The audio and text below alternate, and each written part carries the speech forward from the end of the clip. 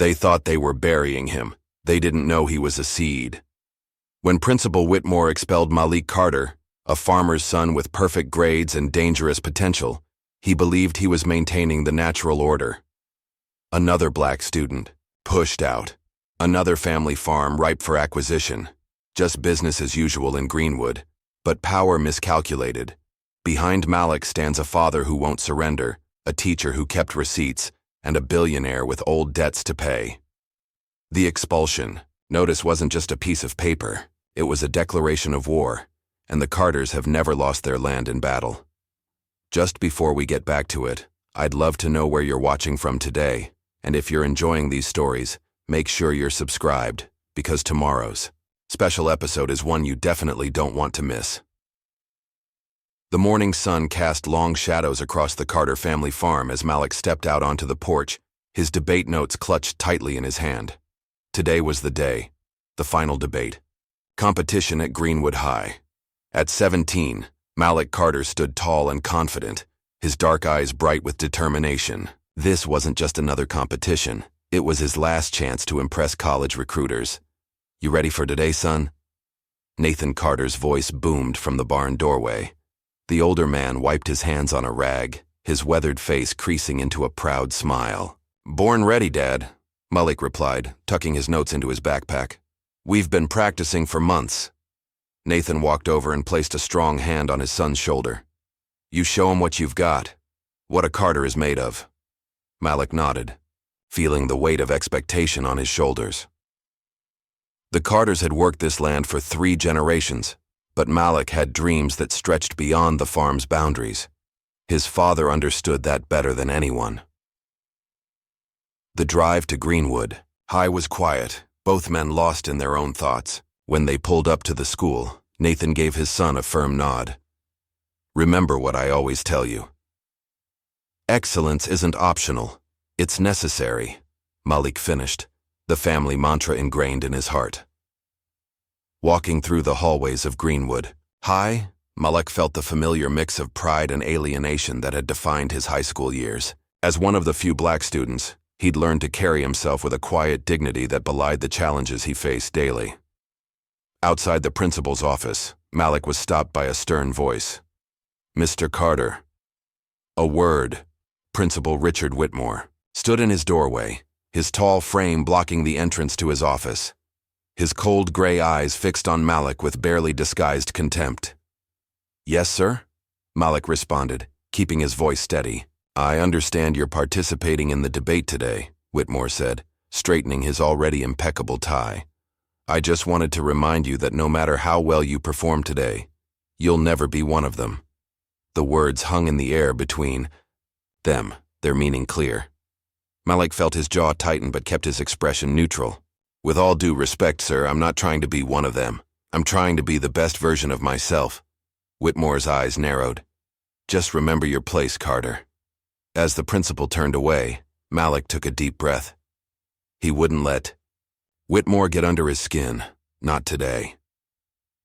The debate hall buzzed with excitement as students and parents filed in. Ms. Elena Brooks, the debate team coach, gave Malik an encouraging smile as he took his position.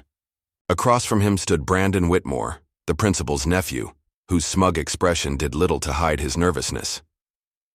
"You're going down today, farm boy," Brandon whispered as they shook hands. The debate topic was announced. Should standardized testing be eliminated from college admissions? Brandon, arguing for keeping the tests, went first. His arguments were rehearsed, stiff, and full of logical fallacies that Malik noted carefully. When Malik's turn came, he stood with quiet confidence. "While my opponent makes some interesting points, they failed to address the fundamental inequities in our educational system." What followed was a masterclass in debate. Malik methodically dismantled each of Brandon's arguments, citing research and statistics with ease.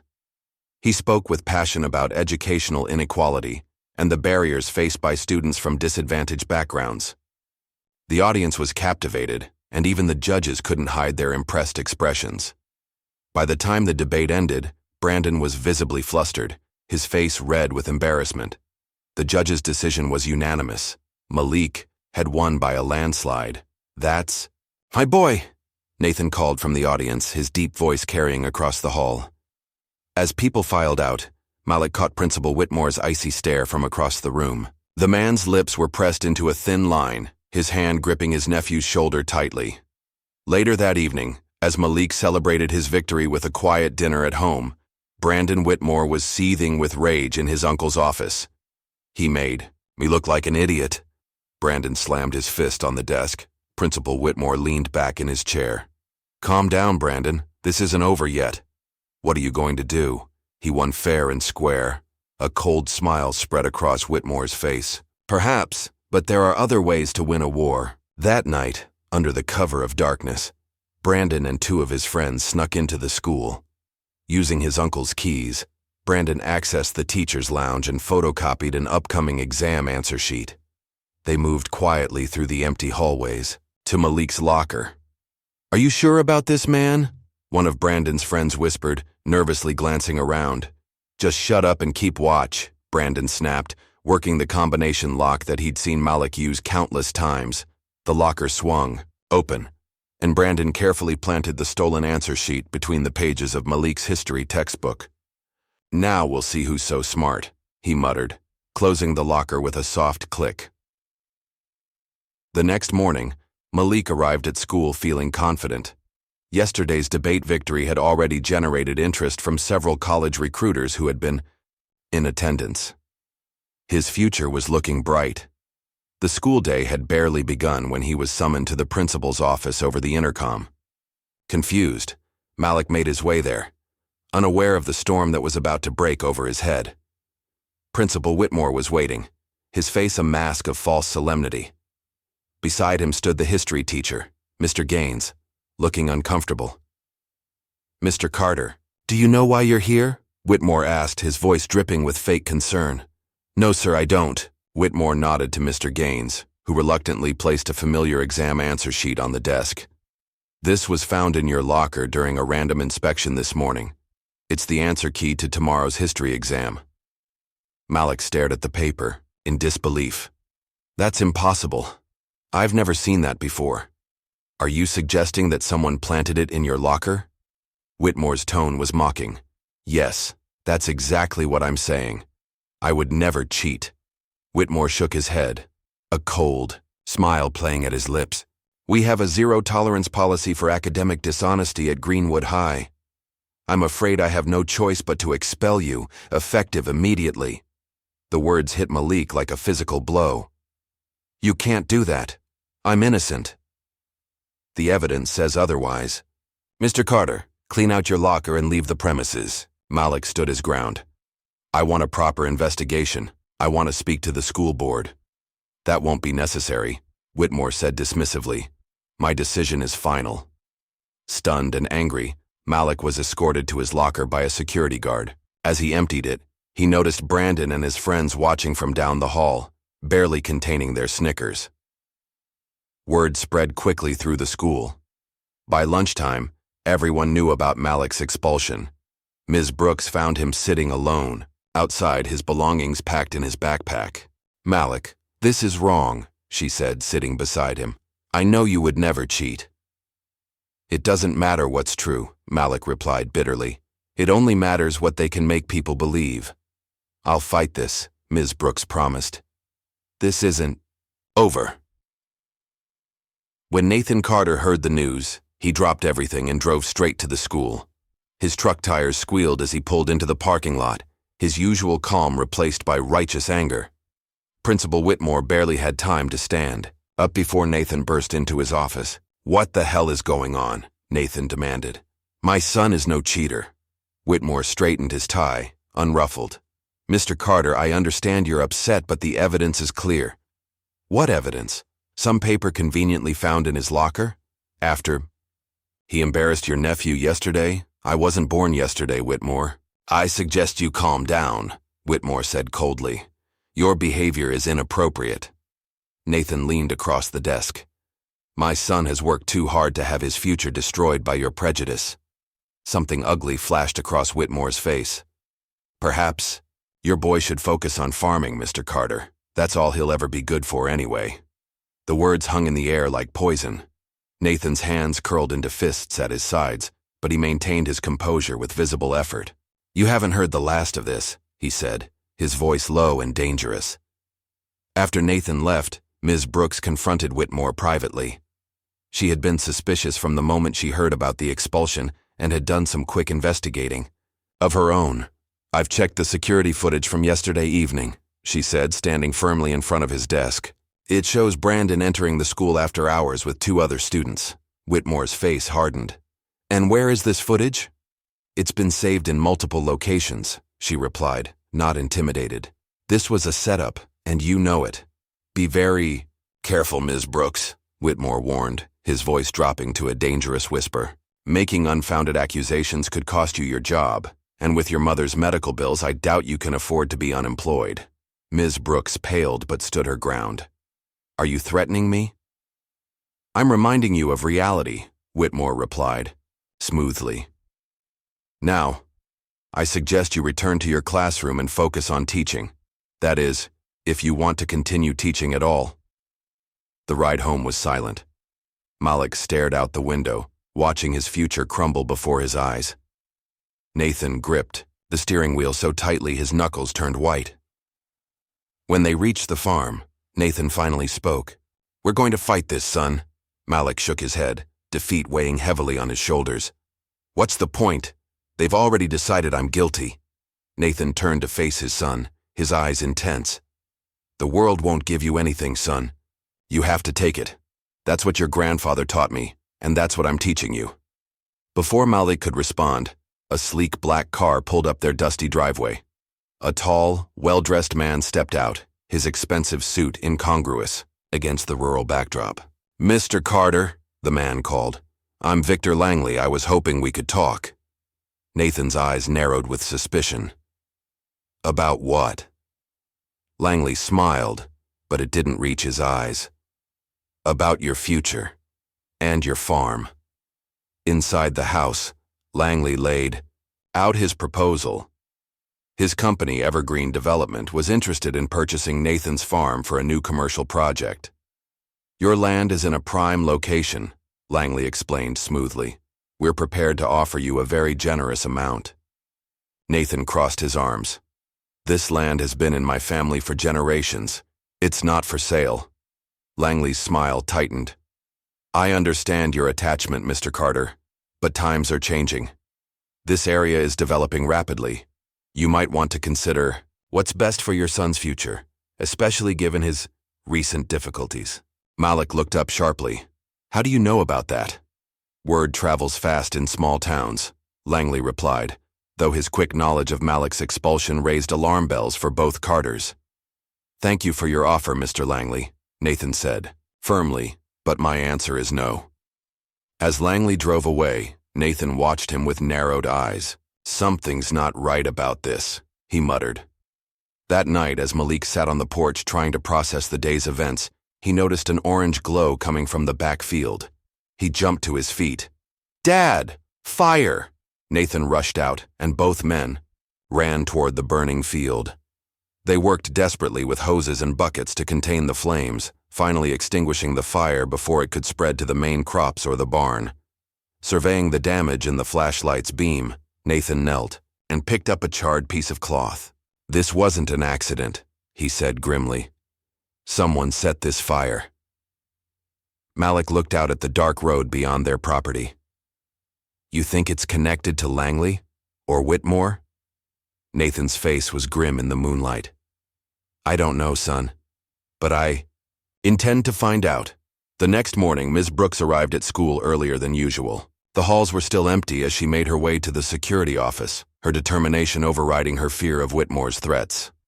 "Morning, Frank," she greeted the security guard. "I need to check something on yesterday's footage." Frank hesitated. "Principal Whitmore was just in here asking for the recordings from 2 nights ago. Said there might have been a break-in." Ms. Brooks kept her expression neutral. "I'm looking into a different matter. Student altercation outside the gym yesterday." Once alone with the security console, she quickly found what she was looking for. Footage from 2 nights ago. There it was. Brandon Whitmore and 2 friends entering the school after hours, using what appeared to be a key. The timestamp showed 9:47 p.m. She watched as they headed toward the teacher's lounge, then later to the hallway where Malik's locker was located. Quickly, she copied the footage onto a flash drive and slipped it into her pocket. Evidence secured, she decided to approach another teacher, Mr. Cole, whom she trusted. "I need your advice," she told him during lunch break, keeping her voice low. "I have proof that Malik Carter was framed, but Whitmore threatened my job if I speak up." Mr. Cole glanced around nervously before responding. "Elena, you don't know what you're up against. This goes beyond Whitmore and his nephew." "What do you mean?" Cole leaned closer. "There's a reason certain students get pushed out of this school, and it's not just Whitmore's prejudice. There's something bigger going on." Before he could elaborate, Principal Whitmore appeared in the doorway, and Cole immediately changed the subject. The warning in his eyes was clear. "Be careful." That afternoon, Malik met with his best friend Riley Thompson at the local diner. Riley, a lanky white boy with shaggy brown hair and glasses, had been Malik's friend since elementary school. "This is complete garbage," Riley said, pushing his glasses up his nose. "Everyone knows you wouldn't cheat." Malik sighed, stirring his untouched coffee. "Doesn't matter what everyone knows. Whitmore has made up his mind." Riley leaned forward, his voice dropping to a whisper. "Then we need to find proof that you were set up." "How?" "Whitmore controls everything at that school." A gleam appeared in Riley's eyes. "Not everything. Not at night." That night, under the cover of darkness, Malik and Riley approached Greenwood. "Hi." Riley, whose father was the school janitor, had borrowed his dad's master key. "If we get caught, we're both in serious trouble," Malik warned as they slipped through a side entrance. "You're already expelled. What more can they do to you?" Riley replied, though his nervous laugh betrayed his anxiety. They made their way to the administration office where student records were kept. Riley's computer skills made short work of the password protection on the office computer. "I'm in," he whispered, fingers flying over the keyboard. "Let's check Brandon's records first." What they found was shocking. Brandon's grades had been systematically adjusted throughout his high school career. Failing marks mysteriously became passing ones, and average scores became exceptional. "Look at this." Riley pointed to a note in the system. "Special consideration approved by R.W. Richard Whitmore." "He's been falsifying his nephew's academic record," Malik said, anger building inside him. "No wonder Brandon got into Cornell." They dug deeper, finding similar patterns for several other students, all from wealthy, connected families. Meanwhile, records showed that in the past 5 years, over a dozen students from lower-income backgrounds, predominantly Black and Hispanic, had been expelled or pressured to leave under suspicious circumstances. "This is bigger than just me," Malik realized. "They've been rigging the system for years." A sound in the hallway startled them. They quickly shut down the computer and hid under the desk as the beam of a flashlight swept through the window. Once the security guard passed, they slipped out of the building, clutching a USB drive full of evidence. Meanwhile, Nathan Carter was conducting his own investigation. Victor Langley's sudden appearance, right after Malik's expulsion, felt too convenient to be coincidental. After a day spent making calls to farming contacts in neighboring counties, a troubling pattern emerged. Nathan spread his notes across the kitchen table as Malik returned home. Langley's company has bought up 5 Black-owned farms in the last 3 years, all under similar circumstances. "Similar how?" Malik asked, setting down his backpack. The owners faced sudden financial problems, legal troubles, or family emergencies that forced them to sell. And always for less than market value. Nathan pointed to a map he'd marked. These properties form a corridor along the proposed route for a new highway development. And guess who's on the planning commission for that? Highway? Whitmore? Malik guessed. Nathan nodded grimly, along with several members of the school board. The next morning, Ms. Brooks found an envelope on the driver's seat of her car, though she was certain she'd locked the doors. Inside was a typed note, "Stay out of this or you'll lose more than your job." Her hands trembled as she read it, but instead of intimidating her, the threat only strengthened her resolve. She drove straight to Malik's house. When she arrived, Malik and Riley showed her what they'd discovered in the school records. She added her security footage to their growing body of evidence. "We need to take this to the police," Ms. Brooks said. "Will they believe us over Whitmore and the school board?" Malik asked skeptically. "Maybe not, but we have to try. And if that doesn't work, we go to the media." For the first time since his expulsion, Malik felt a spark of hope. But it was quickly extinguished when he returned home that evening to find his father sitting at the kitchen table, staring at an eviction notice. "They're claiming we're behind on property taxes," Nathan said, his voice tight with anger. "This is false, and they know it. I've kept every receipt, every proof of payment." Malik felt the weight of defeat settling on his shoulders again. "Maybe we should just leave, Dad. Start over somewhere else." Nathan's hand slammed down on the table with such force that the papers jumped. "You don't run from a fight, son. You face it head on.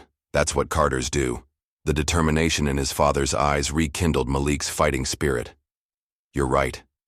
They want us gone because they're afraid of what we might expose." That night, they were awakened by the sound of breaking glass. Nathan grabbed his shotgun while Malik called 911. When they ventured outside, they found their barn vandalized, a stark warning spray-painted across the wooden doors. "Leave or pay the price." The police arrived 40 minutes later, took a few photos, and left after suggesting it was probably just teenage pranks. Their dismissive attitude only confirmed what the Carters already suspected. They couldn't count on the authorities for protection or justice. The next day at school, Ms. Brooks noticed something strange about Brandon. The usually cocky teenager seemed nervous, constantly looking over his shoulder. During class, he dropped his phone, and when Ms. Brooks picked it up, she glimpsed a text message that chilled her. "Remember what happens if you talk. You're in this too deep to back out now." Brandon snatched the phone back, his face pale. For a moment, their eyes met, and Ms. Brooks saw something unexpected: fear. After school, Ms. Brooks drove to the district office to file a formal complaint about Malik's expulsion. The secretary informed her that the school board had already reviewed the case and decided to uphold Principal Whitmore's decision. "But they never even interviewed Malik or examined the evidence," Ms. Brooks protested. "The decision is final," the secretary replied, not meeting her eyes. As Ms. Brooks left the building, she spotted Principal Whitmore in the parking lot, talking with Victor Langley. The two men shook hands before Langley handed Whitmore an envelope. The exchange was quick, but unmistakable. That evening, as the sun set over Greenwood, casting long shadows across the Carter farm, Malik stood on the porch, watching his father repair the vandalized barn door. The injustice of his situation burned inside him, but he refused to let it consume him. Somehow he would fight back. Somehow he would expose the truth. As darkness fell, the distant sound of helicopter rotors broke the rural silence. Nathan and Malik looked up to see a sleek black helicopter approaching, its searchlight cutting through the night sky. "What now?" Nathan muttered, reaching for his shotgun. But the helicopter flew past their farm, heading toward the center of town. Curious, they got in Nathan's truck and followed. To their astonishment, the helicopter was landing on the football field at Greenwood High. A crowd had already gathered, drawn by the unusual sight. As Malik and Nathan joined the onlookers, the helicopter door opened, and a tall, distinguished man in an expensive suit stepped out. Principal Whitmore rushed forward, his face a mask of obsequious welcome, but the newcomer didn't even acknowledge him. Instead, his gaze scanned the crowd until it settled on Malik. "Malik Carter?" the man called out, his authoritative voice silencing the murmurs of the crowd. "I've been looking for you. My name is Charles Everingham III, and we need to talk." The crowd at Greenwood High stood frozen in stunned silence. Charles Everingham III commanded attention without effort, his tailored suit and confident stance marking him as someone accustomed to power. Principal Whitmore's obsequious smile faltered as the billionaire walked past him without acknowledgement, heading straight for Malik. "How do you know who I am?" Malik asked, standing his ground even as whispers rippled through the crowd. Everingham's eyes, sharp and assessing, studied Malik's face. "You look just like your grandfather." There was something like recognition in his gaze. "We need to talk privately." Before Malik could respond, Nathan stepped forward protectively. "Whatever you have to say to my son, you can say to me too." Everingham nodded respectfully. "Of course, Mr. Carter. I wouldn't have it any other way." Across the field, Brandon Whitmore was visibly shaking. He backed away from the crowd, his face drained of color, before turning and sprinting toward the parking lot. "My car is waiting," Everingham said, gesturing toward a sleek black limousine that had pulled up beside the school. "Shall we?" As they walked toward the vehicle, Principal Whitmore finally found his voice. "Mr. Everingham, perhaps we should discuss this in my office. As principal, Everingham cut him off, his voice cold. "You've done enough damage. We'll speak later." The dismissal was final, leaving Whitmore sputtering as they walked away. Inside the limousine's luxurious interior, Malik and Nathan sat across from Everingham, both tense and wary. "I imagine you have questions," Everingham began, pressing a button that raised a privacy screen between them and the driver. "About 100, Nathan replied, starting with why a billionaire is suddenly interested in my son. Everingham reached into an inside pocket and pulled out an old, worn photograph. He handed it to Nathan. That was taken in 1982. Nathan's eyes widened as he studied the image. A young black man in military uniform standing beside a much younger Charles Everingham. The resemblance between the black soldier and Nathan was unmistakable. "That's my father," Nathan said quietly. "Elijah Carter." Malik leaned over to see the photograph of the grandfather he'd never met, who had died before he was born. "Your father saved my life," Everingham said simply. "I was a young businessman, expanding into international markets. During a trip to Lebanon, our convoy was attacked. Elijah was part of the security detail. He pulled me from the burning vehicle and shielded me with his own body during the firefight that followed." The limousine hummed quietly as it drove through Greenwood streets, the outside world seeming distant from the conversation unfolding inside. "He was injured protecting you," Nathan said. It wasn't a question. Everingham nodded solemnly. "Yes, he recovered, but the injuries eventually led to his early retirement from service." "My father never mentioned knowing you," Nathan said, his tone skeptical. "Elijah wasn't the type to boast, but we stayed in touch until his passing." Everingham's gaze shifted to Malik. "I've kept tabs on your family over the years, though from a distance. When I heard about what happened at Greenwood High, I decided it was time to get involved." "How exactly did you hear about my expulsion?" Malik asked. "I have people who monitor news from certain areas. Your situation caught their attention because of your last name." Everingham leaned forward. "I'm offering you a full scholarship to any university of your choice. Stanford, Harvard, Yale, wherever you want to go. Your academic record and debate achievements speak for themselves." Malik glanced at his father, then back to Everingham. "I appreciate that, sir, but I don't want a handout. I want justice." Instead of looking disappointed, Everingham smiled. "You really are Elijah's grandson." He straightened in his seat. "Very well then. Justice it is. But I should warn you, this fight is bigger than you think." "What do you mean?" Nathan asked. "The people targeting you aren't just small-town bureaucrats with prejudices. They're part of something larger." Everingham's expression darkened. "I have resources that can help you, but pursuing this will be dangerous." "We're already in danger," Malik pointed out. "Someone set fire to our farm and vandalized our barn." Everingham nodded grimly. "That's just the beginning. Are you sure you want to continue down this path?" Malik and Nathan exchanged a determined look before Nathan answered. "We're Carters. We don't back down from a fight." "Then let's get started," Everingham said. Later that night, after Malik had gone to bed, Nathan confronted Everingham on the porch of the Carter farmhouse. The billionaire had insisted on stationing private security around the property, men in unmarked vehicles who disappeared into the shadows, visible only by the occasional glint of moonlight on metal. "Why now?" Nathan demanded, his voice low. "To avoid waking Malik." My father died 15 years ago. You never showed your face once. Not at his funeral. Not when we struggled to keep this farm going. Why suddenly appear when Malik gets expelled? Everingham swirled the whiskey in his glass, staring out at the darkened fields. I respected your father's wishes. He was a proud man who wanted to make his own way. He asked me to keep my distance. And now, Everingham turned to face Nathan. Because the people who took your father's land once are trying to take yours now. Nathan frowned. What are you talking about? My father never lost any land. The east parcel.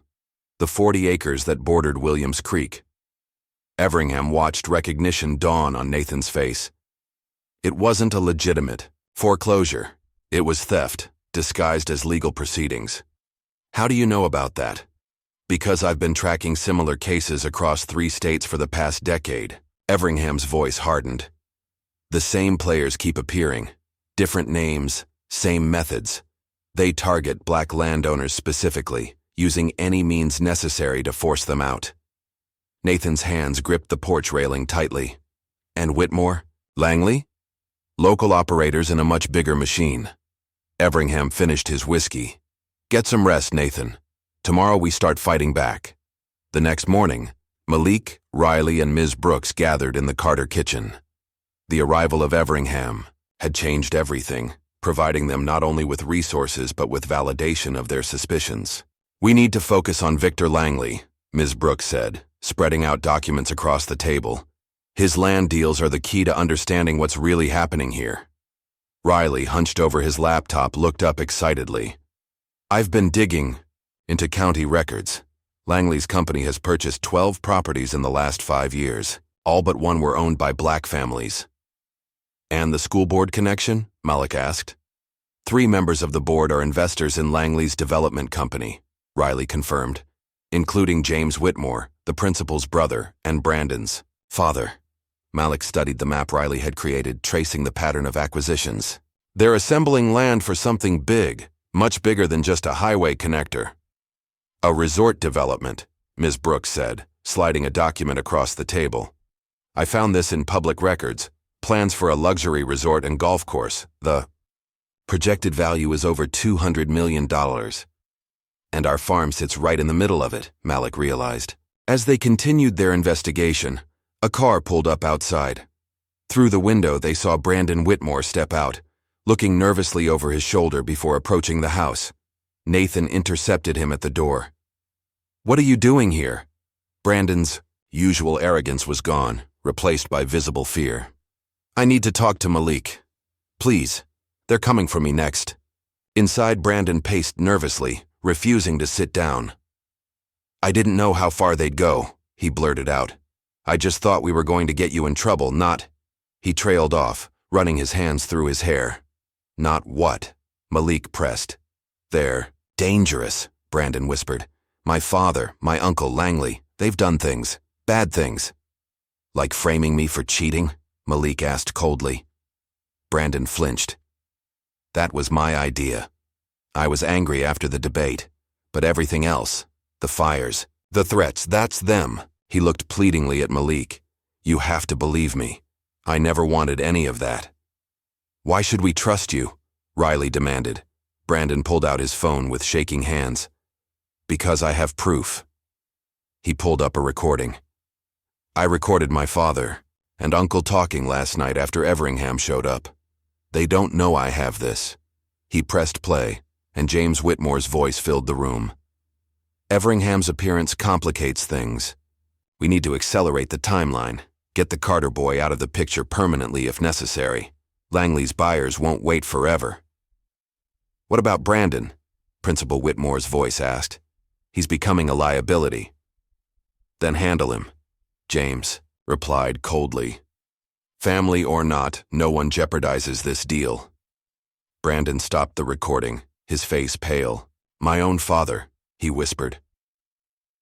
Malik studied Brandon, searching for any sign of deception. Why come to me? Why not go to the police? The police chief plays golf with my father every Sunday, Brandon replied bitterly. Who do you think they'll believe? Before Malik could respond, his phone vibrated with a text from an unknown number. Behind your barn. Come alone. Information about Langley. I need to check something, Malik said, heading for the back door. Despite Nathan's protests, he slipped. Outside, moving cautiously toward the barn. A figure stepped out from the shadows, a woman Malik recognized as Theresa Monroe, James Whitmore's personal assistant. I don't have much time, she said nervously. But you need to know what they're planning. It's not just about the land. There's money laundering involved, millions of dollars from overseas investors. They've been using the school budget to clean the money. That's why they expelled me? Because I might expose their scheme? Partly. But mainly because your father won't sell. They need every parcel for the development to work. She glanced fearfully over her shoulder. I've copied financial records. I'll get them to you tomorrow. She pressed a flash drive into his hand. This has some of it. Be careful who you trust. As she turned to leave, Malik called after her. Why are you helping us? Theresa paused. Because my grandfather lost his farm the same way they're trying to take yours. Some debts need to be paid. Morning sunlight streamed through the windows of the Carter farmhouse, where Malik, his father, Riley, Ms. Brooks, and, most surprisingly, Brandon Whitmore had spent the night planning their next move. Everingham had arranged for additional security after Brandon's revelation about his father's threats. We need to go public with what we know, Ms. Brooks argued. The recording, the financial documents from Theresa, the pattern of land acquisitions, it's enough to force an investigation. But we need to ensure Theresa's safety first, Malik insisted. If they find out she's helping us, she could be in danger. They already suspect everyone, Brandon said, the dark circles under his eyes evidence of his sleepless night. That's why I'm here. They'll be watching my house, my friends, anywhere they think I might go. Brandon's right. Nathan agreed reluctantly. We need to move quickly before they can cover their tracks. Brandon leaned forward, his usual swagger replaced by genuine remorse. I need to tell you everything, the whole scheme. For the next hour, Brandon detailed how his father, Principal Whitmore, and Victor Langley had been manipulating the school board for years. Their corruption went beyond just the land deals. They had been systematically ensuring that elite white students received advantages while pushing out black students who might threaten their status quo. The scholarship fund meant for disadvantaged students, Brandon explained bitterly. They've been using it to finance Langley's land acquisitions. The money never reached a single student it was intended for. Riley recorded Brandon's confession, his face grim as the extent of the corruption became clear. My father has a meeting with overseas investors tomorrow night, Brandon continued. They're finalizing the resort development plan. Once that happens, they'll move aggressively to secure any remaining properties, including yours. Malik looked to Ms. Brooks. We need to get this to the media immediately. I have a contact at the local news station, she replied. They'll run with this if we can provide enough evidence. As the group dispersed to gather what they needed, Brandon pulled Malik aside. I'm going back home, he said. I can get more documents from my father's study. That's too dangerous, Malik protested. It's the least I can do, Brandon insisted, guilt evident in his voice. I started this by framing you. Let me help finish it. Reluctantly, Malik agreed, but insisted that one of Everingham's security men accompany him, waiting nearby in case of trouble. That evening, as Ms. Brooks prepared to meet with her media contact, Malik received a threatening phone call from a disguised voice. Stop digging, or your father's farm won't be standing tomorrow. Malik immediately called Brandon, but there was no answer. Riley tried to trace the call, but it had been made using a burner phone. As night fell, Brandon still hadn't returned or made contact. Ms. Brooks arrived at the local news station with their evidence. The producer, initially enthusiastic, suddenly became evasive after taking a phone call in private. By the end of the meeting, the story had been effectively killed. Someone got to them, Ms. Brooks reported when she returned to the farm.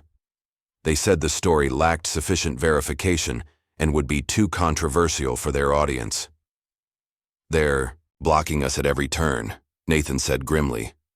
Everingham, who had been making calls from his makeshift command center in the Carter living room, finally had good news. "I've arranged for an independent journalist with a national platform to break the story. She'll be here tomorrow morning. They can't silence her. She's too well known." Later that night, Malik tried Brandon's phone again. This time, someone answered, but it wasn't Brandon. "Looking for your new friend?" James Whitmore's cold voice made Malik's blood run cold. "He won't be helping you anymore. Consider this your final warning. Back off, or what happens to him will happen to all of you." The line went dead. Malik immediately relayed the threat to Everingham, who doubled the security around the farm and alerted his contacts. "We need to move up our timeline," Everingham decided. "The journalist is driving in now. She'll be here by dawn." Around midnight, the security perimeter was breached. 3 men in dark clothing approached the farm from different directions. Nathan and Malik, along with Everingham's security team, were ready. Nathan fired a warning shot into the air, causing the intruders to retreat after a brief exchange of gunfire. "They're getting desperate," Nathan observed, checking that Malik was unharmed. "That means we're close to exposing them." At sunrise, the independent journalist, a sharp-eyed woman named Sarah Wolcott, arrived, accompanied by her own security. For the next several hours, she interviewed everyone, examined their evidence, and verified their claims with her own sources. "This isn't just a local corruption story," she concluded. "This is systematic racial discrimination and financial crime at a level that warrants federal investigation." By noon, her exposé was online, its headline stark and uncompromising. "Corruption, Racism, and Land Theft: The Dark Secret of Greenwood High School." The story spread like wildfire. Within hours, it was being picked up by national news outlets. Drone footage of the Carter farm, juxtaposed with maps of the planned resort development, made it visually clear what was at stake. Brandon's recorded confession and Theresa's financial documents provided the smoking gun. Parents began gathering outside Greenwood High, demanding Principal Whitmore's resignation. The school board called an emergency meeting, obviously scrambling to contain the damage. Their response came swiftly. Ms. Brooks was formally terminated for breach of confidentiality and unprofessional conduct. The board also released a statement claiming that Malik's expulsion would stand, and threatening to blacklist him from every university in the state.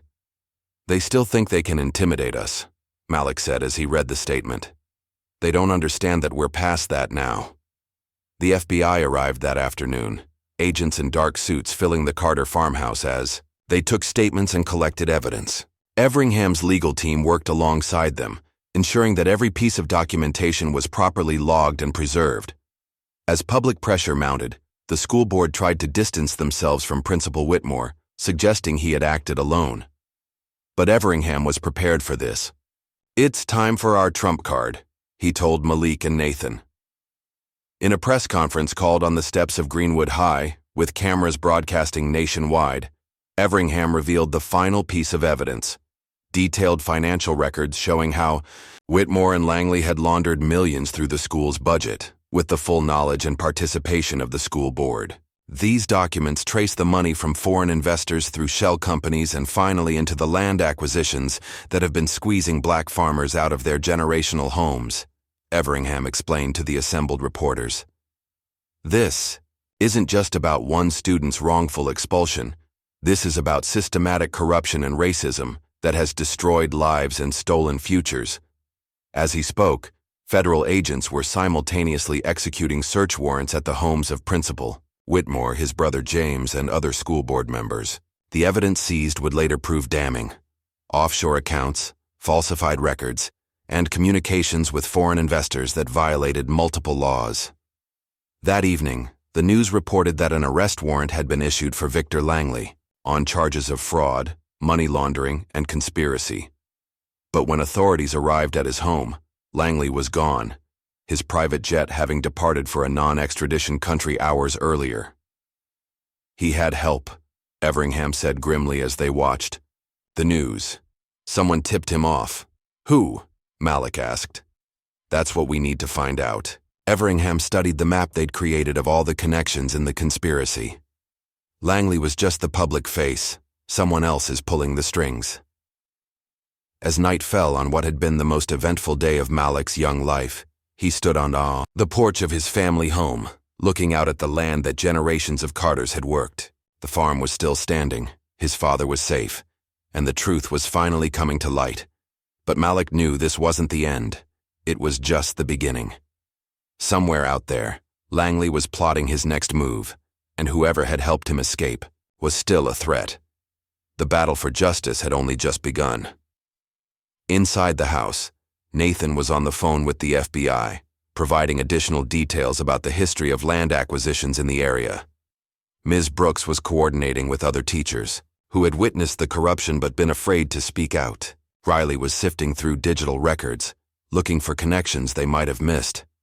And Everingham sat at the kitchen table, his expression thoughtful as he studied an old photograph, the one of himself and Elijah Carter from so many years ago. Your grandfather would be proud, he said quietly as Malik returned inside.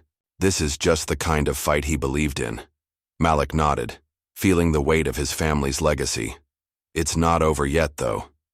No, Everingham agreed, but we've landed the first real blow, and sometimes that's the hardest part. In the distance, police sirens wailed as more arrests were made. The corrupt system that had seemed so impenetrable just days ago was beginning to crumble. But as Malik well knew, wounded predators were often the most dangerous. Langley was still out there, and whoever had helped him escape was powerful enough to stay hidden. The real fight was just beginning. The morning after the bombshell expose, Greenwood buzzed with tension.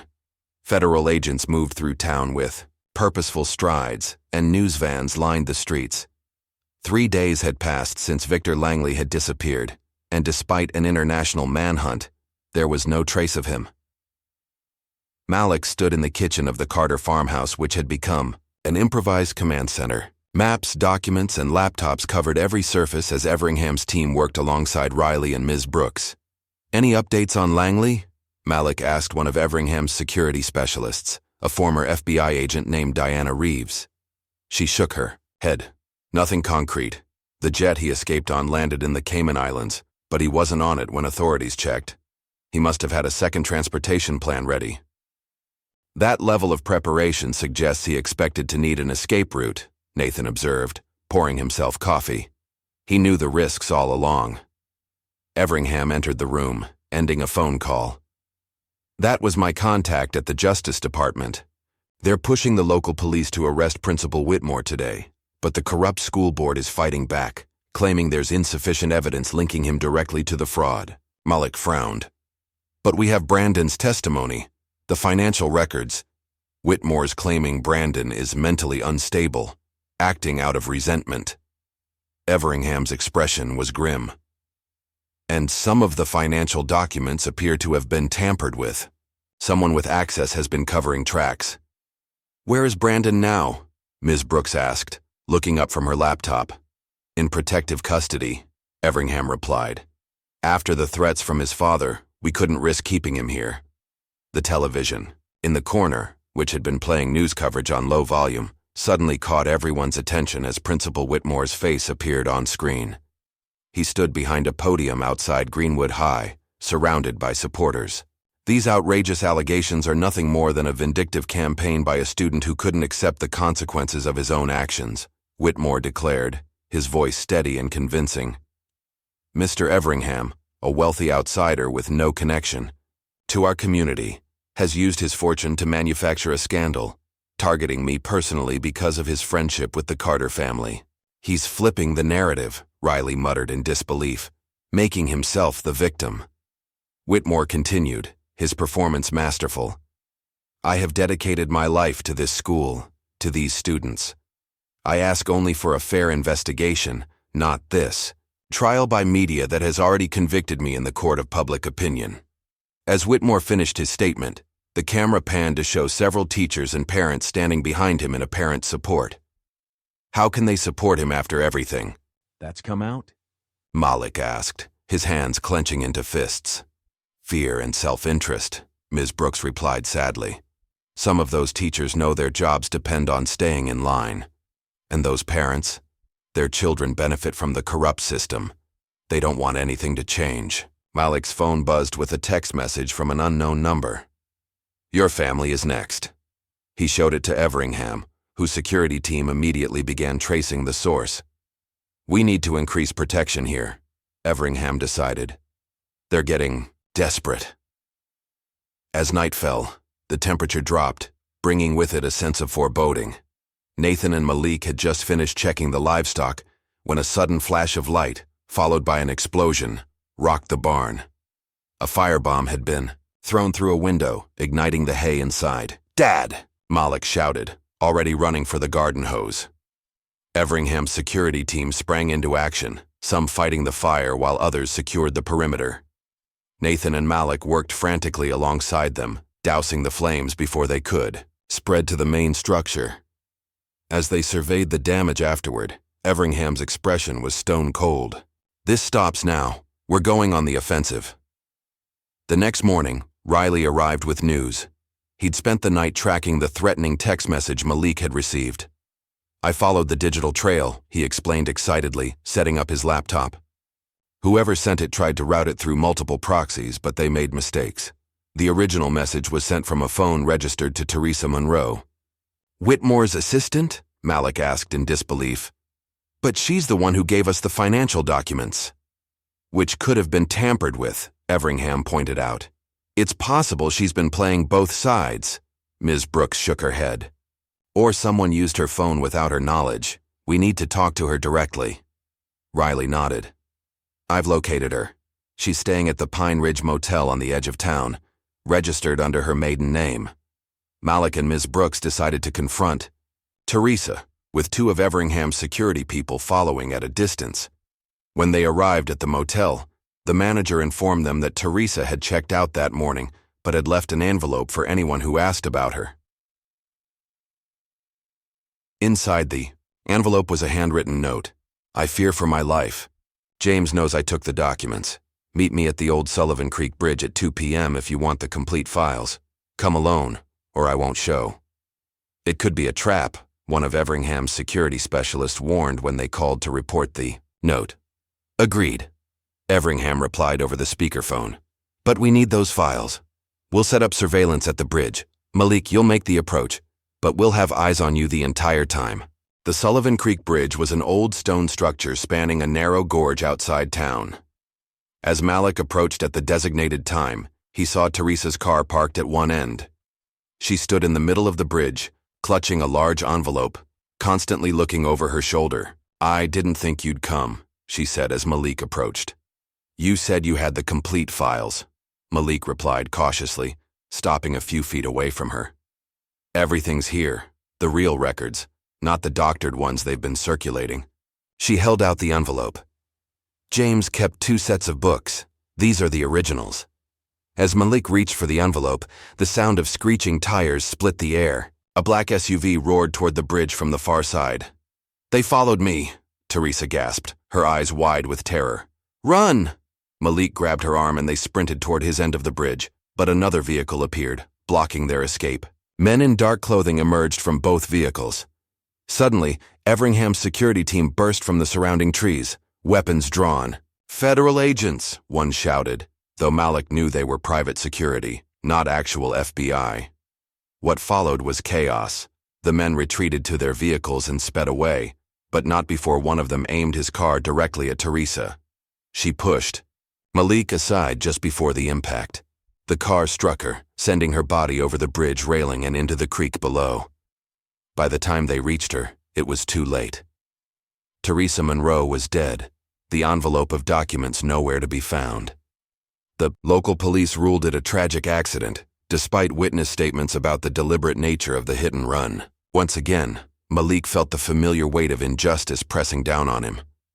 "They killed her to silence her," he said later at the farmhouse, still in shock from witnessing Theresa's death. "Just like that." And the police report makes no mention of attempted murder or the missing documents, Nathan added bitterly. Everingham paced the room, his usual composure cracking. "I've contacted the FBI director personally. This has gone beyond local corruption. This is organized crime." That night, as Malik lay awake in his bedroom, his phone lit up with a call from a blocked number. Against his better judgment, he answered. "Malik, it's Brandon," came the whispered voice. "I'm not supposed to be calling anyone, but you need to know. My uncle didn't just run. He's planning something big." "What do you mean?" Malik sat up, fully alert. "I overheard the federal marshals talking. They found evidence that Uncle Victor transferred millions into offshore accounts right before he disappeared. He's gathering resources, not just hiding." "For what?" Brandon's voice dropped even lower. "I don't know, but he mentioned something. About scorched earth if he ever went down. Whatever it is, it's not over." After Brandon hung up, Malik immediately relayed the information to Everingham, who looked troubled. "That aligns with intelligence from my sources. Langley isn't the type to accept defeat." The next day brought unexpected momentum. The FBI, finally taking the case seriously after Theresa's death, conducted a series of raids across town. They uncovered a massive network of financial crimes linking the school board, Langley's development company, and several wealthy investors. They found evidence of mail fraud, wire fraud, money laundering, and conspiracy, Everingham announced, reading from a report sent by his Justice Department contact. "This goes back decades and involves millions of dollars." "What about Whitmore?" Ms. Brooks asked. "Still walking free, but that won't last much longer. The FBI has requested all school financial records going back 20 years. Using his considerable influence, Everingham managed to freeze the school board's bank accounts, throwing them into disarray. Board members began turning on each other, each trying to save themselves. Yet through it all, Principal Whitmore remained strangely calm, even smug during his public appearances. It was as if he knew something they didn't. "He still has an ace up his sleeve," Malik observed. "But what?"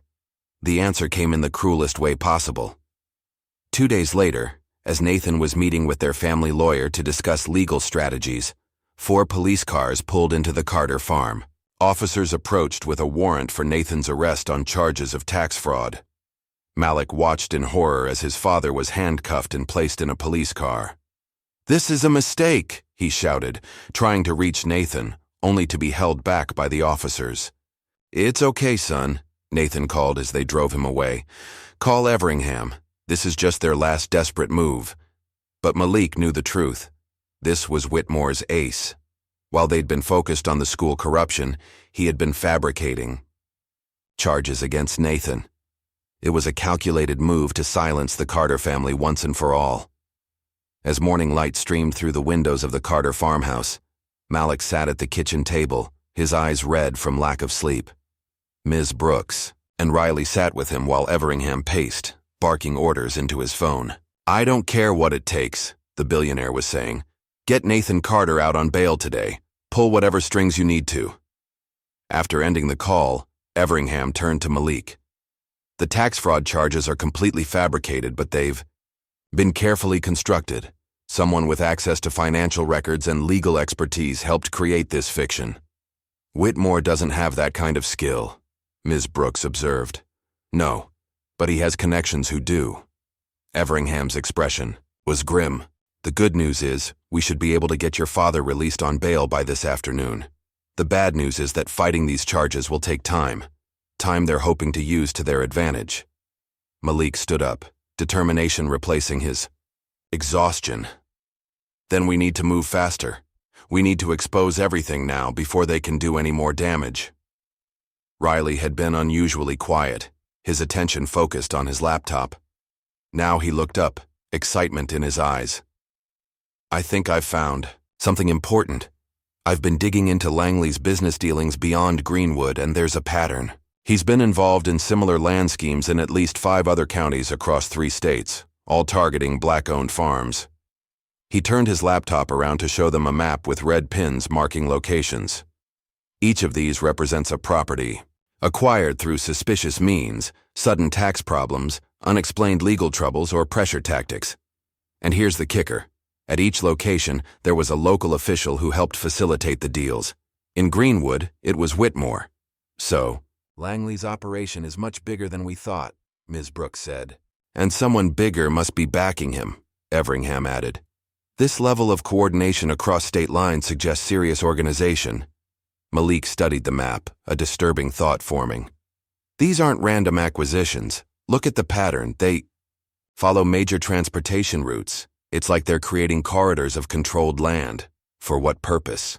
Ms. Brooks wondered. Before anyone could answer, Everingham's phone rang. After a brief conversation, he turned to the group. The FBI has just raided the school board offices. They're seizing everything: computers, files, phone records. That's good news, right? Riley asked. Yes, but we need to be prepared for Whitmore and his allies to retaliate. They won't go down without a fight. True to Everingham's prediction, the next day brought a new challenge. His company was suddenly hit with corruption allegations, triggering an SEC investigation that froze many of his assets. This is their counterattack, Everingham explained, looking more tired than Malik had ever seen him. They're trying to cripple my ability to help you. I'll fight it, but it means my resources will be limited for a while. Malik felt the walls closing in. Without Everingham's full support, and with his father in jail, their position was suddenly much more vulnerable. That evening, Malik received another call from Brandon. I need to see you, the principal's nephew said urgently. I found something in the files they're letting me review for my testimony. Meet me at the Sunset Motel, room 12 in an hour. Despite warnings from Everingham's security team, Malik decided to go. The Sunset Motel was a rundown establishment on the outskirts of town. When Malik arrived at room 12, he knocked, but there was no answer. The door was slightly ajar. Brandon? He called, pushing the door open cautiously. The room was empty, but showed signs of a struggle: an overturned chair, a lamp broken on the floor. On the bed lay Brandon's phone, a text message still displayed on the screen. Got what we needed. From the kid. Clean up the mess. Malik backed out of the room, his heart racing. He was pulling out his phone to call Everingham when he received a text message from Ms. Brooks. I had no choice. I'm sorry. Before he could process what that meant, his phone rang. It was Riley. Malik, where are you? Riley sounded panicked. Ms. Brooks just resigned. She sent a weird email to the entire faculty saying she was leaving town, but she won't answer my calls. I'm at the Sunset Motel. Brandon asked to meet, but he's not here. The room looks like there was a fight. Malik quickly explained what he'd found. Get out of there now, Riley urged. Something's very wrong. As Malik hurried back to his truck, he noticed a black sedan parked in the shadows at the edge of the lot. The driver was watching him. When Malik changed direction to avoid passing near the car, the engine started. He broke into a run, reaching his truck and peeling out of the parking lot just as the sedan began to follow. A high-speed chase ensued through the back roads of Greenwood, ending only when Malik managed to lose his pursuer by cutting through an abandoned farm property he knew from childhood. When he finally returned to the farmhouse, he found Riley and Everingham in intense discussion. We've lost Ms. Brooks, Everingham said as soon as Malik entered, and possibly Brandon too. Someone is systematically removing our allies. Ms. Brooks wouldn't just abandon us, Malik insisted. Her text said she had no choice, which suggests coercion, Everingham agreed. The question is, what leverage do they have over her? Riley had been investigating on his laptop. Her mother, he said suddenly. Ms. Brooks has been supporting her mother's medical care. According to the nursing home records I just accessed, Mrs. Brooks was transferred to another facility this morning, one whose location is listed as confidential. They're holding her mother hostage, Malik realized, feeling sick. And I've received news about my corruption investigation, Everingham added. The allegations trace back to fabricated documents that appear to have originated from within my own company. Someone I trusted has betrayed me. The walls were indeed closing in. With Nathan in jail, Ms. Brooks missing, Brandon possibly kidnapped, and Everingham under investigation, their coalition was crumbling. Malik paced the room, thinking furiously. We need to change tactics. They're picking us off one by one because we're fighting defensively. It's time to take the fight public, completely public. What are you suggesting? Everingham asked. A live stream town hall. We invite the entire community, The media, everyone. We present all our evidence, hold nothing back, make it impossible for them to silence us by making everything known at once. Everingham considered the idea. It's risky, but it might be our best option at this point. They can't disappear an entire town hall. Over the next 2 days, they worked frantically to organize the event. Riley created a secure website where copies of all their evidence would be uploaded simultaneously with the town hall presentation. Everingham called in favors to ensure media coverage, while Malik prepared to be the voice of the resistance. The night before the town hall, Malik visited his father in jail. Nathan looked tired but resolute. "I'm proud of you, son," he said, his voice strong despite his surroundings. "You're fighting the way a Carter should. We're going to get you out of here, Dad. Tomorrow, everything changes." As Malik left the jail, a Blacktown car pulled alongside him. The back window rolled down to reveal Principal Whitmore himself. "Mr. Carter?" he called smoothly. "A word?" Malik stopped, wary but curious. "What do you want?" "Just to offer some friendly advice." Whitmore's smile was cold. "This town hall you're planning, I'd reconsider if I were you. You think you're untouchable? That's cute." He chuckled, the sound devoid of humor. "You have no idea what you're up against or how far we're willing to go." "Is that a threat?" Malik asked, his voice steady despite the chill that ran down his spine. "Consider it a reality check. Ask yourself, how many more people are you willing to sacrifice for your crusade? Brandon? Ms. Brooks? Your father? Think about it." Before Malik could respond, the window rolled up and the car pulled away. The threat shook Malik more than he wanted to admit. Back at the farmhouse, he shared the encounter with Riley and Everingham. "He's trying to intimidate you because he's afraid," Everingham assured him. "The town hall is the right move." The day of the town hall arrived. The Greenwood Community Center was packed with residents, reporters, and curious onlookers. Security was tight, with Everingham's private team supplemented by state police he'd managed to bring in through his remaining connections. Malik stood backstage, reviewing his notes one last time. Riley was managing the technical aspects, ensuring the livestream was working and secure. "We're going live in 5 minutes, Riley called. "The website is ready for the document dump as soon as you give the signal." Malik nodded, taking a deep breath. Everything they'd fought for came down to this moment. As he stepped out onto the stage, the crowd fell silent.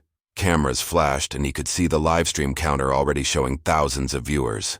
"My name is Malik Carter," he began, his voice clear and strong. 3 weeks ago, I was expelled from Greenwood High on false charges.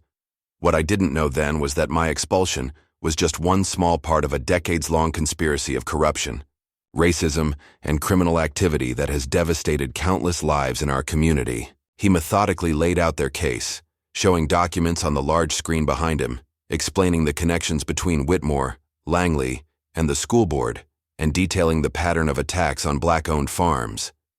"This isn't just about me or my family," Malik continued. "This is about justice for everyone who has been silenced, pressured, or forced out. This is about holding powerful people accountable for their actions." The audience was riveted, gasping at some of the more shocking revelations. Malik could see Principal Whitmore in the back of the room, his face a mask of cold fury.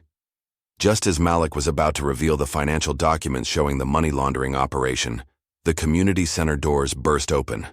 A masked man rushed, evading security and sprinting toward the stage. The crowd erupted in panic, but the man wasn't attacking. He was holding a flash drive, which he thrust toward Malik before security could reach him. "Play it now," the man shouted, his voice muffled by his mask. "Everyone needs to see this." Security surrounded the man, but Malik had already taken the flash drive. Something about the desperate urgency in the stranger's voice compelled him to trust the mysterious delivery. He nodded to Riley, who quickly connected the drive to their system. A video began playing on the large screen. The footage showed a meeting in what appeared to be a luxury hotel suite. Victor Langley sat at the head of a table with Principal Whitmore, his brother James, and several school board members in attendance. Also present were individuals Malik didn't recognize, wealthy-looking men with cold, calculating expressions. "Gentlemen," Langley was saying, "Phase 3 of the restoration project is now underway. With the Carter property acquisition, we'll have completed the southern corridor. The school board has been instrumental in facilitating these acquisitions by targeting the children of uncooperative landowners." One of the unknown men spoke up. "The investors are getting impatient, Victor. These small-town tactics are taking too long. We need results." "I assure you," Whitmore interjected, "we have the situation under control. The Carter boy will be expelled tomorrow, and his father will have no choice but to sell once the pressure increases." The video continued, revealing in explicit detail how Whitmore, Langley, and the board had orchestrated the destruction of black-owned farms for decades, using the school as a weapon to target families who wouldn't sell. The most damning revelation came at the end of the video, when they discussed what they called the Purge, a systematic effort to drive black students out of Greenwood High through false accusations, rigged grading, and manufactured disciplinary issues. "Remember," Langley said, "this isn't just about land acquisition. The project requires demographic control as well. Keep Greenwood the right kind of community, if you understand my meaning." The room erupted as the video ended. People were shouting, some in anger, others in disbelief. Principal Whitmore was already pushing his way toward the exit, his face ashen. Malik stood at the podium, momentarily stunned by what they'd all witnessed. Then he found his voice again. "This is the truth we've been fighting to expose," he said, his words cutting through the chaos. "This is what happens when power goes unchecked, when racism is allowed to hide behind respectability and policy." As he spoke, the masked man who had delivered the flash drive removed his mask, revealing himself to be Brandon Whitmore. His face was bruised, his lips split, but his eyes were clear with purpose. "I'm sorry," he said, addressing the crowd. "I was part of this. Not the big conspiracy, but I helped my uncle target Malik. I was raised to believe that people like the Carters didn't deserve the same opportunities I had." His voice broke. "I was wrong, and when I tried to make it right, my own family tried to silence me." The town hall had become more than just an exposure of corruption. It was a reckoning, a moment of truth for the entire community. As federal agents began moving through the crowd toward Whitmore and the other conspirators, Malik realized that their gamble had paid off. The trap that had been set for them had become the very thing that exposed the truth to the world. But as he watched Whitmore being led away in handcuffs, Malik couldn't shake the feeling that this victory, significant as it was, wasn't complete. Somewhere, out there, Langley was still free, Ms. Brooks was still missing, and whoever had helped Langley escape, whoever was truly behind what they called the Restoration Project, remained in the shadows, watching and waiting. The battle had been won, but the war was far from over. The morning after the explosive town hall, Greenwood was transformed. News vans lined the main street, reporters interviewed residents on every corner, and the hashtag #Greenwood corruption trended nationwide. What had begun as one student's unjust expulsion had exposed a decades-long conspiracy that shocked the Gasabong country. Malik stood on the front porch of the Carter farmhouse, watching the sunrise paint the sky in hues of orange and gold. Despite the victory of the previous night, exhaustion weighed heavily on him. His father remained in jail, Ms. Brooks was still missing, and Victor Langley continued to elude authorities.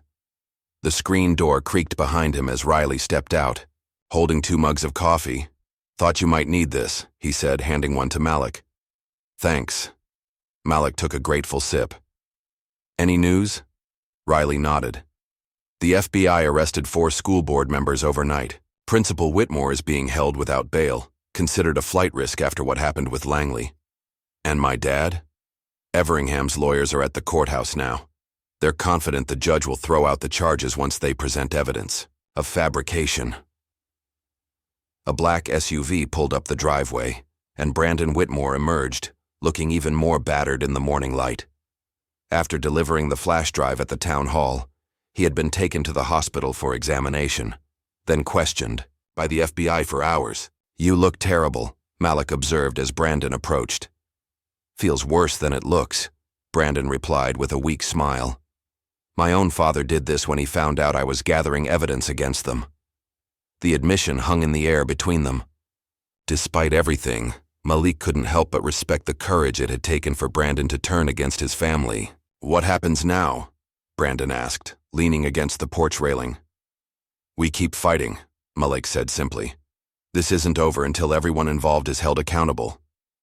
Inside the house, Everingham was coordinating with his security team and legal advisors. The corruption allegations against his company had been temporarily suspended, as the FBI recognized them as retaliatory, but the damage to his resources had been done. We've located Ms. Brooks's mother, he announced as Malik, Riley, and Brandon entered. She's been moved to a private facility in North Carolina, heavily guarded. We're working on a plan to ensure her safety. And Ms. Brooks herself? Malik asked. Everingham shook his head. Still no contact. But with her mother as leverage, we can assume she's being forced to stay silent. Their discussion was interrupted by the arrival of a package delivered by a nervous courier. After Everingham's security team checked it for hazards, they opened it to find a DVD and a typed note from Victor Langley. A reminder of what happens to those who challenge me. They played the DVD on Riley's laptop. It contained footage of Langley in an undisclosed location, looking relaxed and confident. Mr. Carter, Mr. Everingham, he began, addressing the camera directly. Congratulations on your little media spectacle, very dramatic. But if you think this is over, you're sadly mistaken. Langley leaned forward, his expression hardening. I've spent 30 years building my network. Do you really think a town hall will bring it down? I'm merely one piece of a much larger operation. He held up a folder with Nathan Carter's name on it. I still have the power to ensure Nathan Carter serves decades in prison. I have judges, prosecutors, and witnesses on my payroll across 3 states. Back down before it's too late. The video ended with Langley's smug smile. A tense silence filled the room. He's bluffing, Brandon said finally. He has to be. Maybe. Everingham agreed. But we can't take that risk with Nathan's freedom. Malik's phone rang, unknown number. He put it on speaker. Malik Carter? A muffled voice asked. Who is this? Someone who wants to help. There's going to be a private jet arriving at the county airfield tonight at 8 p.m. Langley will be on it, making a brief stop to collect documents before leaving. The country permanently. If you want to catch him, that's your chance. How do you know this? Malik demanded. But the caller had already hung up. It's a trap, Everingham said immediately. They're trying to lure us out. Or it's someone from inside Langley's organization turning on him, Riley countered. The voice was disguised, but it could be anyone, even Ms. Brooks. They debated the merits of acting on the tip until Brandon spoke up. I know how we can verify it. My father kept a private calendar of all Langley's movements. If I can access his computer, I can check if there's a scheduled flight tonight. It was risky, but with Brandon's knowledge of his father's passwords and security systems, they formed a plan. Brandon, accompanied by 2 of Everingham's security specialists, would enter the Whitmore residence to access the computer. The mission was successful. James Whitmore's calendar indeed showed a private flight scheduled for 8 p.m. at the county airfield, listed only as VL document retrieval. So it's legitimate, Malik said when they reported back. Langley is coming back, at least briefly. Which gives us a chance to catch him, Everingham nodded. But we need to be careful. If he's really returning, it's because he feels safe doing so. That suggests he still has powerful protection. Everingham contacted his FBI connections, who agreed to set up a surveillance operation at the airfield. By late afternoon, they had established a perimeter, with agents in plainclothes positioned strategically around the small airport. As dusk approached, Malik received stunning news. His father had been released. The judge had reviewed the evidence, presented by Everingham's lawyers, and recognized the charges as fraudulent. Nathan Carter was coming home. When Nathan's lawyer dropped him off at the farm, Malik embraced his father fiercely. Dad, thank God. Nathan looked tired, but determined. I heard about what you did at the town hall. You took a stand when it mattered, most. Pride shone in his eyes. Your grandfather would have been proud. Everingham approached with an update. "Nathan, glad to have you back. We've received confirmation that a private jet is indeed scheduled to land at 8 p.m. The FBI has agents in position. I'm coming with you," Nathan declared. "Dad, it could be dangerous," Malik began. "This is my fight too, son. These people threatened our family, our land, our future. I need to see this through." As night fell, they positioned themselves near the airfield, watching from a safe distance as directed by the FBI. Right on schedule, a sleek private jet descended from the darkened sky, its lights cutting through the night. The jet taxied to a stop near a private hangar. Minutes passed with no movement. Then the cabin door opened and a figure emerged. But it wasn't Langley.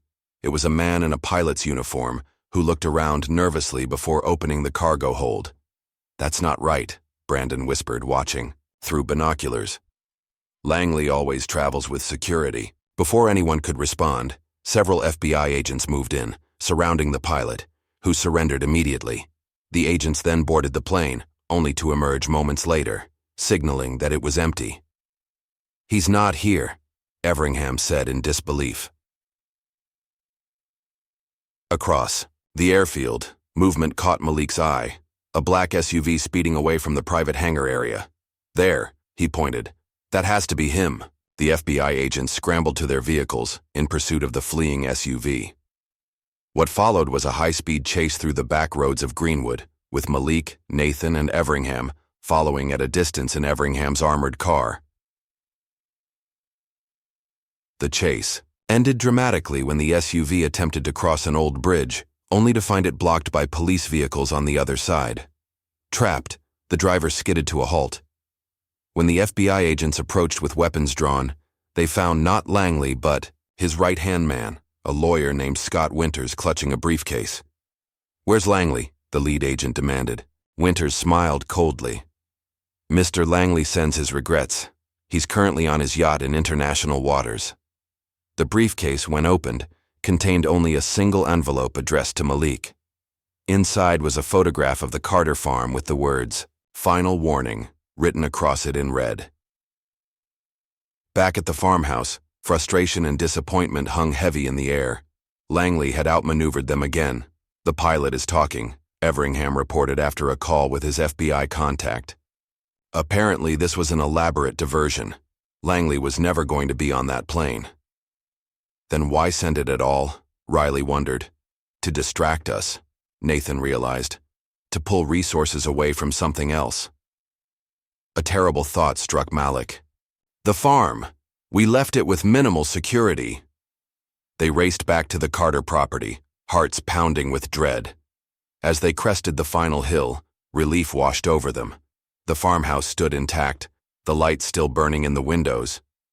But their relief was short-lived. Inside, they found Everingham's security guards unconscious, clearly drugged but still alive. And on the kitchen table lay another DVD. This one showed footage of a warehouse interior. The camera panned to reveal Ms. Brooks, tied to a chair, looking, defiant despite her obvious fear. "Ms. Brooks," Malik gasped. A voice off camera, Langley's, spoke. "Your former teacher was quite helpful in providing certain school records, weren't you, Elena? Amazing what people will do when their loved ones are threatened." The camera moved to show Ms. Brooks's elderly mother in a hospital bed in the background, a man standing ominously beside her. "Now, a final lesson in power," Langley continued. "The Carter farm will be mine one way or another. You have until noon tomorrow to sign the transfer papers I've left with my attorney. If you don't, well..." The camera zoomed in on Ms. Brooks' frightened face.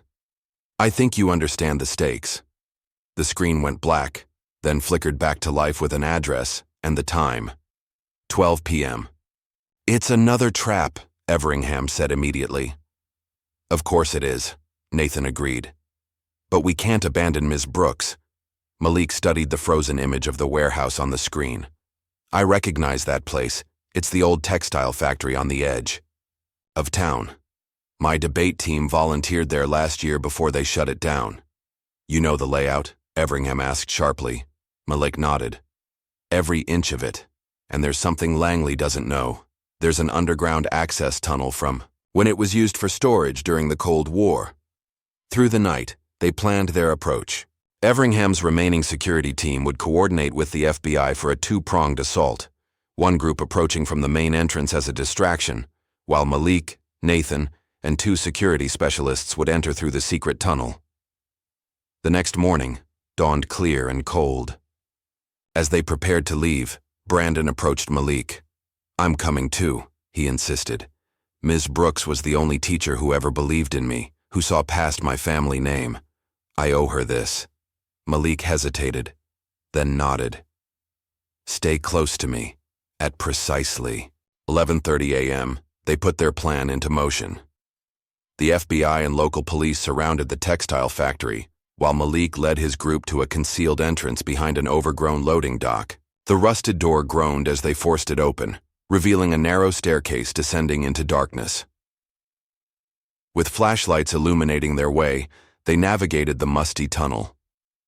Malik's memory proved accurate as he led them through the labyrinth, beneath the factory floor. Finally, they reached a service elevator shaft with a maintenance ladder. "This leads directly to the main floor," Malik whispered. "If the video is accurate, they're holding Ms. Brooks in the central processing area." One by one, they climbed the ladder, emerging through a maintenance hatch into a dimly lit storage room. Through a dusty window, they could see the main floor and Ms. Brooks, still tied to the chair, with two armed men standing guard. There was no sign of Langley himself. At exactly noon, they heard vehicles approaching outside, the FBI making their presence known. "This is our chance," Nathan said. "When the guards are distracted by the commotion outside, we move." The plan worked perfectly. As the guards turned toward the commotion at the main entrance, Malik's group burst through the door. The security specialist quickly subdued the surprised guards, while Nathan and Malik rushed to free Ms. Brooks. "Malik!" "Nathan!" she exclaimed in relief. "You shouldn't have come. It's a setup." "We know," Malik assured her, cutting through her restraints. "The FBI is outside. Where's Langley?" "He's not here," Ms. Brooks said urgently. "He left hours ago. This is all just to—" Her warning was cut short by a new voice. James Whitmore stepped from the shadows, a gun in his hand. "How predictable," he sneered. "The noble Carters rushing to the rescue." Everingham's security men raised their weapons, creating a standoff. "It's over, Whitmore," Nathan said calmly. "The FBI has the building surrounded. There's no escape." Cold smile spread across Whitmore's face. "You still don't understand, do you? This was never about your little farm or your son's education. This is about reshaping the entire region. The restoration project will continue with or without Langley, with or without me." "What exactly is this restoration project?" Malik demanded. "The return of land to its proper stewards," Whitmore replied, a fanatic gleam in his eye. "Reclaiming what was lost through decades of misguided social policies." "You mean stealing from black farmers to benefit wealthy white developers?" Nathan translated bluntly. Outside, they could hear the FBI using bullhorns, demanding surrender. Whitmore's expression hardened. "This isn't over," he hissed. Then suddenly, lunged toward Ms. Brooks with his gun. Brandon, who had been standing quietly behind Malik, suddenly sprang forward, tackling his uncle. The gun went off, the bullet embedding itself in the ceiling as they struggled. "Brandon, no!" Malik shouted, rushing to help. The security specialists moved in, and together they subdued Whitmore, who glared at his nephew with pure hatred. "You're no family of mine," he spat.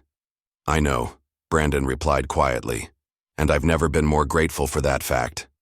The FBI stormed in, taking control of the situation. As the agents led Whitmore away, Malik turned to Ms. Brooks. "Your mother, she's safe," Ms. Brooks interrupted, relief evident in her voice. "Everingham's people found her this morning. That's why Langley left. His leverage was gone." As they emerged from the factory into the bright afternoon sunlight, news cameras captured the scene. Malik and Nathan Carter, Ms. Brooks, Brandon Whitmore, walking out together as James Whitmore was placed in an FBI vehicle. It was a powerful image that would come to symbolize their fight against corruption and injustice. Later that evening, the FBI delivered stunning news. Based on documents seized from James Whitmore, They had tracked down Langley's yacht in international waters. With cooperation from the Coast Guard and international authorities, they had intercepted the vessel. Victor Langley was finally in custody. 8 weeks later, Greenwood had transformed. The old power structures had crumbled, and a new sense of possibility permeated the town. The Carter farm, once threatened by forces that seemed unstoppable, now stood as a symbol of resistance and resilience. In the Greenwood courthouse, Richard Whitmore sat stone-faced as the judge read out his sentence. 15 years in federal prison for conspiracy, fraud, racketeering, and civil rights violations. His brother James had received 20 years the previous week. The entire school board had been disbanded, with most members facing charges of their own. Malik, sitting in the gallery between his father and Everingham, felt no joy at Whitmore's downfall, only a quiet satisfaction that justice had finally been served. Outside the courthouse, reporters clamored for statements. Nathan stepped forward first. "Today marks a new beginning for Greenwood," he said, his deep voice carrying across the crowd. "But we mustn't forget that the injustice exposed here has deep roots, and those roots extend far beyond our town." Malik took his turn at the microphones, composed and articulate as always. "I won't be returning to Greenwood High," he announced, causing a stir among the reporters. "But not because I'm accepting the expulsion that started all this. Rather, because I've chosen a different path forward." That path had been crystallized during a conversation with Everingham the previous week. "You could go anywhere," the billionaire had told him. "Harvard, Yale, Stanford, they'd all welcome you with open arms after everything that's happened." "I know," Malik had replied, "and I'm grateful for that opportunity. But I've been thinking about a different kind of education." Everingham had raised an eyebrow, intrigued. "What did you have in mind?" "I want to stay here, to help rebuild Greenwood the right way, to ensure that what happened to my family never happens to anyone else." The billionaire had smiled. "I was hoping you'd say that."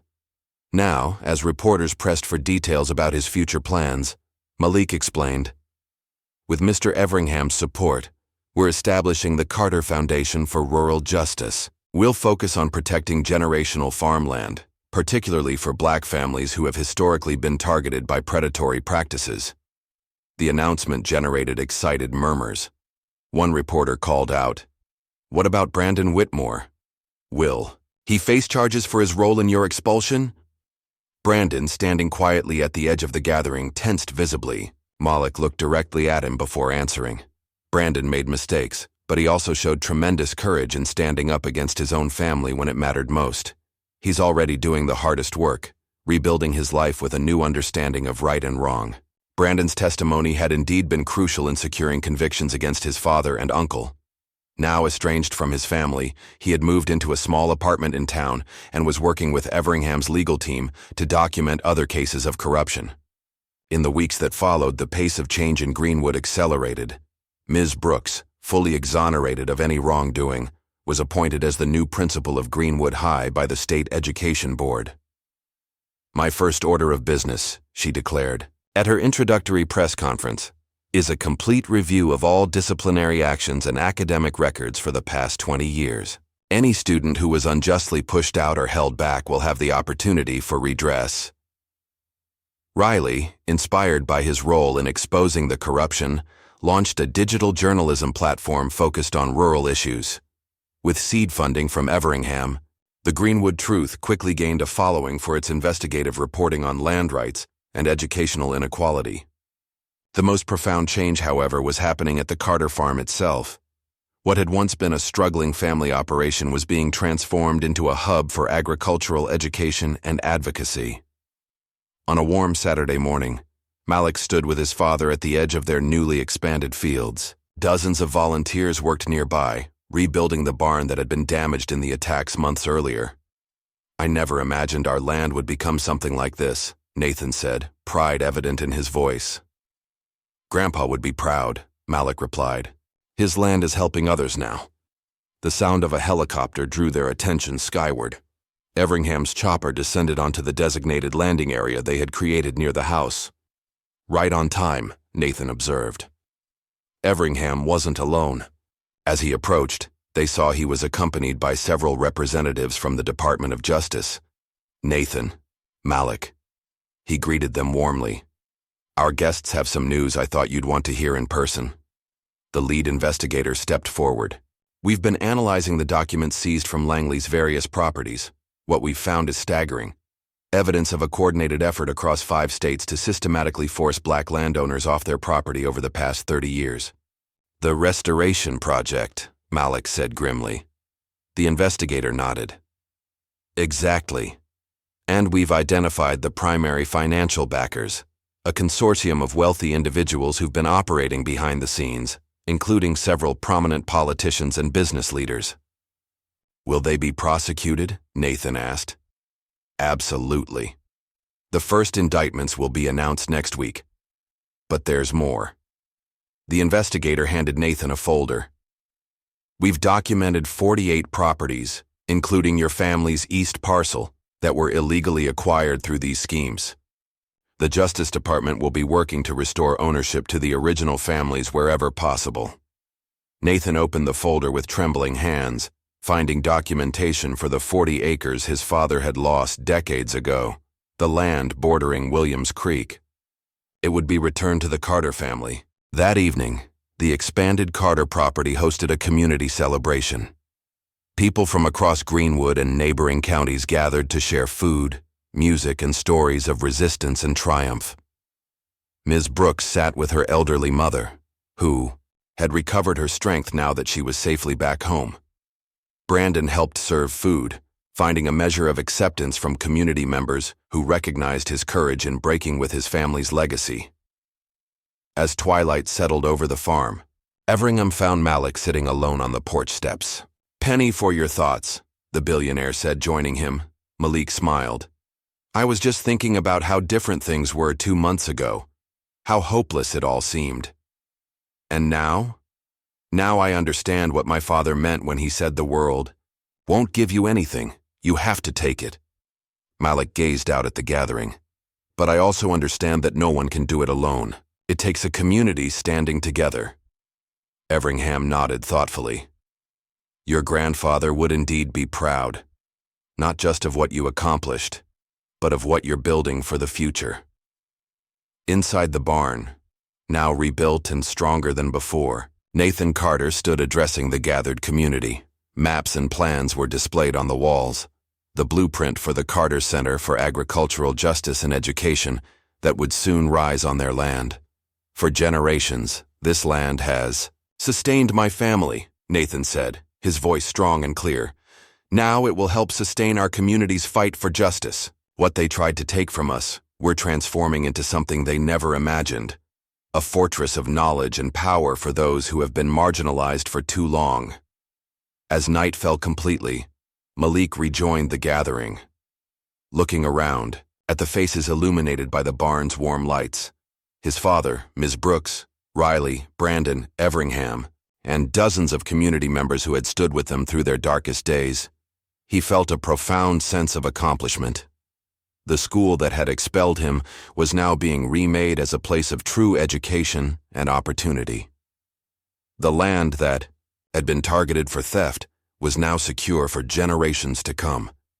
The powerful men who had thought themselves untouchable were facing justice. But most importantly, Greenwood itself was changing.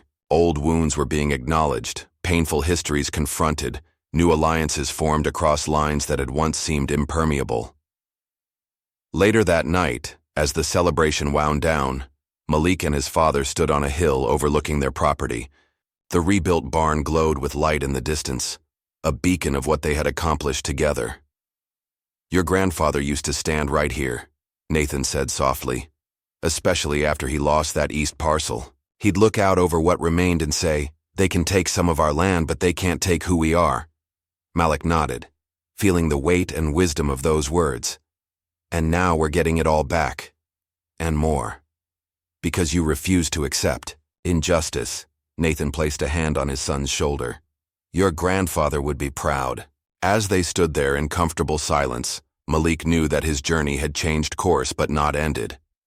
The expulsion that had seemed like the end of his dreams had instead launched him toward a purpose far greater than he had ever imagined. The fight for justice would continue, but now they faced it not as victims but as leaders, not in fear, but in strength, not alone but surrounded by allies.